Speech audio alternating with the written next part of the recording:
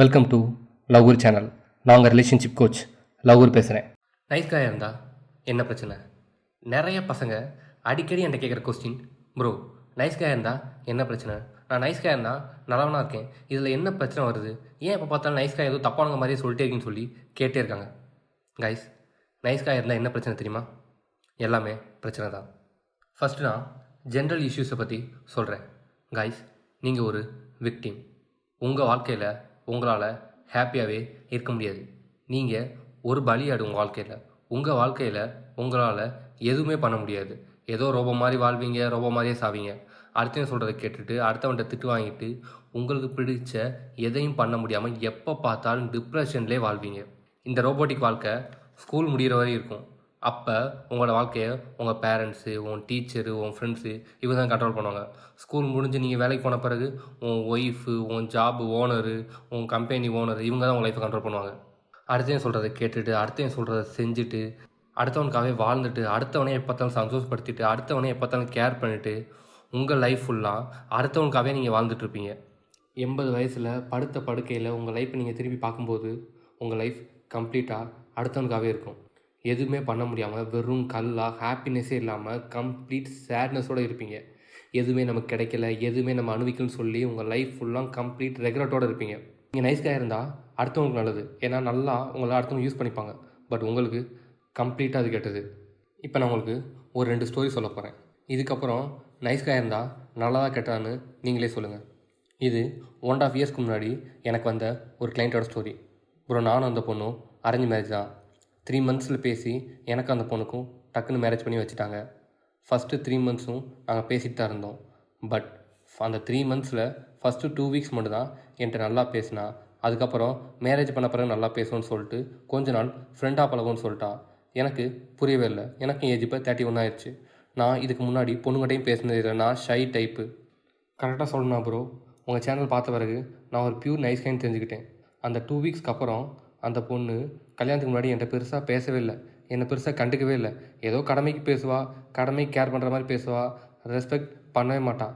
நான் நினச்சேன் okay fine, மேரேஜுக்கு அப்புறம் சரியாகிக்குவா, சேஞ்ச் ஆகிக்குவா அப்படின்னு சொல்லி நான் நினச்சிட்டு இருந்தேன். பட் இப்போ எனக்கு கல்யாணம் ஆயிடுச்சு. ஃபஸ்ட் நைட் அப்போ அவங்க என்ன சொன்னாங்க அப்படின்னா, கொஞ்ச நாள் நம்ம ஃப்ரெண்டாக பேசுவோம், அதுக்கப்புறம் செக்ஷுவல் ரிலேஷன்ஷிப் போவோம்னு சொன்னாங்க. நானும் ஓகே அவங்க கம்ஃபர்டபுள் ஆகலை அப்படின்னு சொல்லிட்டு அதை ஃப்ரீயாக விட்டுட்டேன். நான் கொஞ்ச நாளில் அது சரியாகும்னு நினச்சிட்டு இருந்தேன். பட் இப்போ வரும் 6 மந்த்ஸ் ஆச்சு, இன்னும் நானும் அவங்களும் செக்ஷுவல் ரிலேஷன்ஷிப் வச்சுக்கவே இல்லை அப்படின்னு என்கிட்ட சொன்னார். நான் ரொம்ப ஷாக் ஆகிட்டேன். கைஸ், 6 மந்த்ஸாக மேரேஜ் ஆன பிறகு கூட இன்னும் செக்ஷுவல் ரிலேஷன்ஷிப் வச்சுக்கவே இல்லையா. அவர் என்கிட்ட சொல்கிறாரு, ப்ரோ என்னை மதிக்கவே மாட்டேங்கிறாங்க, கல்யாணத்துக்கு அப்புறம் சுத்தமாக என்னை கேரே பண்ண மாட்டேங்கிறாங்க, எங்கள் அம்மாவையும் மதிக்க மாட்டேங்கிறாங்க, எனக்கு என்ன பண்ணேன்னு தெரில ப்ரோ, உங்கள் வீடியோஸ் பார்த்தேன், எனக்கு நைஸ் காய் தான் மேட்ச் ஆச்சு, ஸோ இதுக்கு எதாவது சொல்யூஷன் சொல்லணும்னு என்கிட்ட கேட்டார். கைஸ், இதை கேட்கவே உங்களுக்கு எவ்வளோ கொடூரமாக தெரியலையா? கைஸ், இன்னொரு ஒரு ஸ்டோரி இருக்குது, அதையும் கேளுங்க. ப்ரோ, எனக்கு இப்போ 47 ஏஜ் ஆகுது. என் ஒய்ஃபு என்னை விட ஒரு 6 இயர்ஸ் சின்னவங்க. அவங்களுக்கு எனக்கு மேரேஜ் ஆகி இப்போ 20 இயர்ஸ் ஆகுது. மேரேஜ் ஆகி ஃபஸ்ட்டு 2 இயர்ஸ் மட்டும்தான் அவங்க என் கூட இருந்தாங்க. அதுக்கப்புறம் அவங்க அம்மா வீட்டுக்கு போயிட்டாங்க. எனக்கு அவங்களுக்கும் டைவர்ஸ்லாம் எதுவும் ஆகலை. பட் நான் அவங்கள பார்க்க போகணுன்னா அவங்க வீட்டுக்கு தான் போய் பார்க்கணும். எனக்கு இப்போ 2 குழந்தைங்க இருக்காங்க. மந்த்லி ஒன்ஸ் போய் நான் அவங்கள பார்க்க போவேன். அந்த ஃபஸ்ட்டு 2 இயர்ஸ்க்கு அப்புறமும் அவங்க வீட்டுக்கு போன பிறகு ஒரு கண்டினியூஸாக 3 இயர்ஸ் நான் தான் மணி கொடுத்தேன்.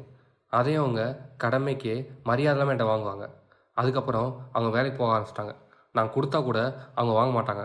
நான் தான் என் குழந்தைக்கு நான் கொடுக்குறேன்னு சொல்லி அங்கே ஏதாவது டேபிளில் வச்சுட்டு வந்துடுவேன். இப்போ உண்மையை சொல்லணும்னா அவங்க பேருக்கு பின்னாடி என் பேர் இருக்குது. என் குழந்தைங்களுக்கு இனிஷியலுக்கு நான் இருக்கேன், அவ்வளோதான். வேறு எதுக்காகவும் நான் இந்த ரிலேஷன்ஷிப்பில் இல்லவே என்று சொல்லார். கைஸ், அடுத்து நான் சொல்ல போகிறது ரொம்ப ரொம்ப ஆக்வர்டாக இருக்கும். மெச்சூரிட்டி இல்லாத பீப்புள் யாரும் இந்த வீடியோ பார்க்குறீங்கன்னா தயவுசெய்து அடுத்து நான் என்ன சொல்ல வரேங்கிறத கேட்காதீங்க. அடுத்து சொல்ல வரதை சொல்கிறதுக்கு எனக்கே ஆக்வர்டாக இருக்குது. பட் அவரோட பெயினை நீங்கள் ஃபீல் பண்ணி ஆகணும், அதுக்காக நான் அதை சொல்கிறேன். ஃபஸ்ட் இயர் மேரேஜ்க்கு அப்புறம் அவங்க எனக்கு செக்ஷுவல் ரிலேஷன்ஷிப் கொடுக்கவே மாட்டாங்க. அந்த செக்ஷுவல் ரிலேஷன்ஷிப்க்கு நான் அவங்கக்கிட்ட நாய் மாதிரி கெஞ்சணும். அப்படி நாய் மாதிரி நான் கெஞ்சினேன் அப்படின்னா 6 மந்த்ஸ்க்கு ஒரு வாட்டி செக்ஷுவலுக்கு ஓகே சொல்லுவாங்க. அப்பையும் கட்டில் போய் படுத்துக்குவாங்க, ட்ரெஸ்ஸை கழட்ட மாட்டாங்க, கீழே மட்டும் லிஃப்ட் பண்ணுவாங்க. நான் அப்போ ஃபக் பண்ணுவேன். அப்போ அவங்க மண்ணு மாதிரி படுத்திருப்பாங்க, எந்த ரியாக்ஷன் எதுவும் கொடுக்க மாட்டாங்க. ஜஸ்ட் ரோபோட் மாதிரி இருப்பாங்க. எப்போ முடியும்னு வெயிட் பண்ணிகிட்ருப்பாங்க இப்படின்னு என்கிட்ட அவர் சொல்கிறாரு. இதை கேட்ட உடனே எனக்கு என்ன சொல்லணும்னு தெரில. காய்ஸ், நான் இப்போ சொன்னது உங்களுக்கு ஸ்டோரின்னு நினைக்கிறீங்களா? இது ட்ராஜடி. இது ஸ்டோரியே கிடையாது, இட்ஸ் அ ட்ராஜடி. மேரேஜ் ஆகி 6 monthஸாக ஒருத்தர் செக்ஷுவல் ரிலேஷன்ஷிப்பே வச்சுக்கல. இன்னொருத்தர் மேரேஜ் ஆகி 20 yearsம் அவங்க ஒய்ஃபு அவருக்கு இவ்வளவு கீழ்த்தரமான ஒரு செக்ஷுவலை கொடுத்துருக்காங்க. யோசிச்சு பாருங்கள், 20 yearsஸாக அவர் எவ்வளோ கஷ்டப்பட்டுருப்பாருன்னு என்கிட்ட சொல்லும்போது அவ்வளோ வழுகிறாரு. புரியுதா உங்களுக்கு? இப்போ சொல்லுங்கள், இவ்வளோ விஷயத்தையும் கேட்ட பிறகு நீங்கள் நைஸ் காயாக இருந்தால் என்ன பிரச்சனை இனிமேல் என்கிட்ட கேட்பீங்களா? தயவு செஞ்சு யாரெல்லாம் நைஸ் காயாக இருக்கீங்களோ அவங்களும் நம்ம சேனலை பார்த்து வேகமாக ஸ்ட்ராங்காக ஆகக்கூடிய கேரக்டர்ஸை டெவலப் பண்ணுங்கள்.